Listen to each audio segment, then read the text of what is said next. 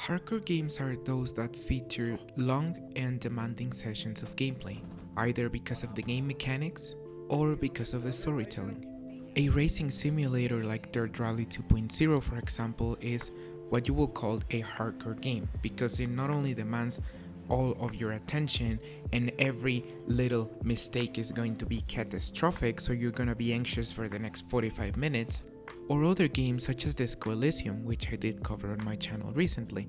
While you're not going to be anxious for the next 45 minutes, you are going to be reading heavy amounts of dialogue. Whether it's socio-economical and political issues or a murder investigation, there is no way around the gameplay of these two games. There's no easy mode, that is just how it is. That's what you will call a quote-unquote hardcore game.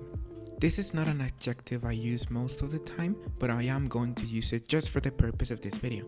Now, there are hardcore games in every genre, whether it's strategy, resource management, shooter, hack and slash, etc. Maybe games like Factorio or Dark Souls come to mind, but in this case I'm just going to be using shooters as reference since those are the games that I am familiar with and that I have been playing for a while now. I believe there are positives and negatives when it comes to hardcore games. While I do believe there are more quote-unquote negative attributes to these games, I do believe there are some positives. And even though these games have negative attributes, that doesn't make them not enjoyable. They can be enjoyed 100%, but they are enjoyed in a different way that quote-unquote regular games are. You're not gonna enjoy these games like you would enjoy a normal Call of Duty title, for example. I feel like I always start with the negatives, so I am actually going to start with some of the positive things.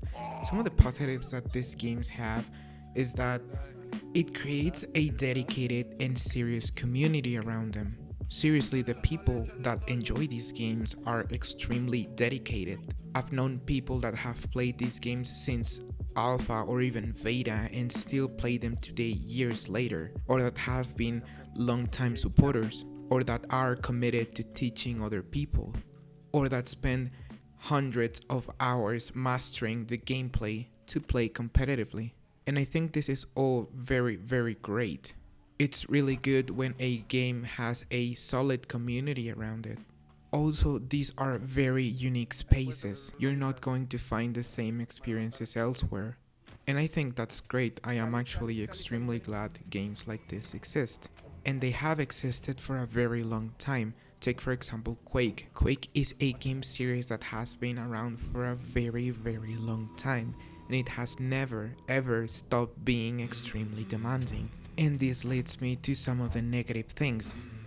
All of the games that you're seeing in the background, all of the games that I'm familiar with, for example Rainbow Six Siege or Hunt Showdown, or for example Valorant, they're all extremely demanding in both time and skill. Time because the matches can be long, but also because you're going to be spending a lot of time mastering the gameplay and there's no way around it. It's just something you as a player have to do. And what I mean about skill, I'm not only talking about weapon handling, because yes, that is kind of the main aspect, weapon handling.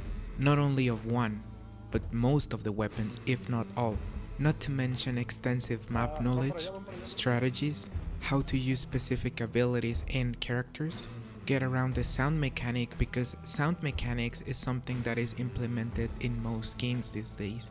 And if they have customization, you're gonna have to learn your way around it as well. And as you play, you're gonna have to cherry pick what you use, what you don't, what you like, what you don't, what's good and what's not. And the progression bar is not going to be the same as in other games because the learning curve is higher. Enemy spotted. Arriba está el soda. Hola. Which leads me to my next point, they're unforgiving. What I mean with unforgiving is that they're not very beginner friendly. As a player, you cannot afford to be new for long. And that is just how it is. It is never going to be fair by any stretch of the imagination if you're a new player. And that is something that happens in every game, I am aware of that. But I think here is more pronounced, because in some other games there is at least something you as a player can do to survive longer or maybe get more kills. Something that's not hard to use. An item, whatever that is simply more easy to use. and that is more beginner friendly. The thing is, with these games, there are not many things that are like that. The only way around the gameplay is that you're just gonna have to face it, you're just gonna have to learn it. And because of this, games like this can be unforgiving.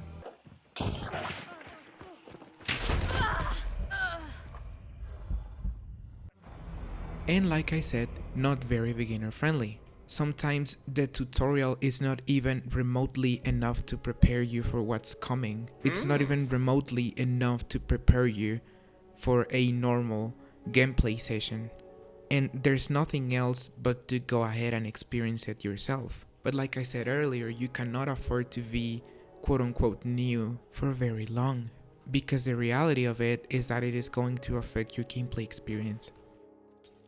The idea for this video came after I made my return to Rainbow Six Siege recently, and I noticed it's not only losing players, but most if not all of the players that play this game continuously are extremely high level and extremely skilled players. Even in the most casual modes, it is filled with people who are extremely skilled.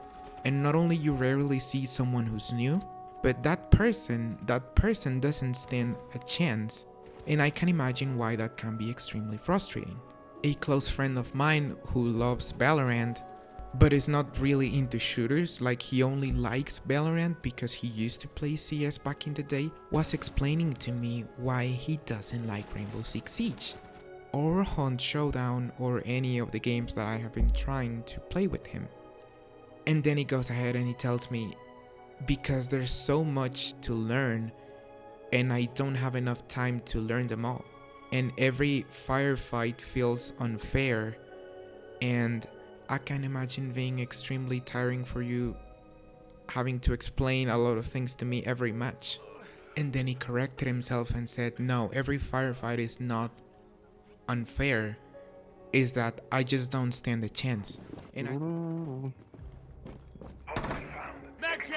And I tried looking for a counter argument, but I think he's right, and there's no way around it.